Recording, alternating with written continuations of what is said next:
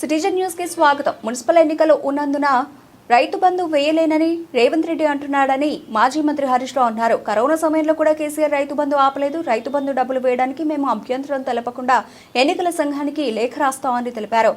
ఎగ్గొట్టిన 2 రైతు బంధులు ఇప్పటిది కలిపి 3 రైతు బంధులు ఇప్పుడే వేయండి అంటూ మాజీ మంత్రి ఎమ్మెల్యే హరీష్ రావు వ్యాఖ్యానించారు.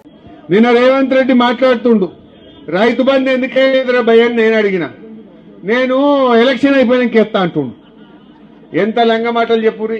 ఇప్పుడు కరోనా వచ్చింది కేసీఆర్ ఉన్నప్పుడు, గజ్వేల్లో ప్రజ్ఞాపూర్లో కరోనా వస్తే నేను వచ్చి గల్లీలలో తిరిగిన, భయపడకుండా నేను ఉన్నాను.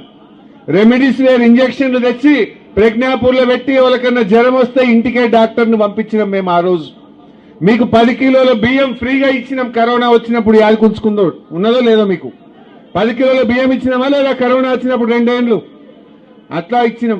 1500 రూపాయలు ఇచ్చినాం. ఏదొచ్చినా మేము నిలబడ్డాం.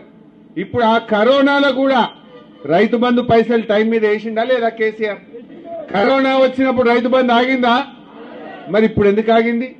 ఇప్పుడు రైతు బంధు అంటే డిసెంబర్లో ఇచ్చిండు కేసీఆర్. ఇప్పుడు జనవరి అయిపోయి ఫిబ్రవరి వచ్చింది. నారు పోస్తిమి, దుక్కు దున్నితిమి, నాట్లు పడే, కలుపు తీస్తిమి, మందు కూడా వేస్తిమి, ఇంకా రైతు బంధు పడకపోయా.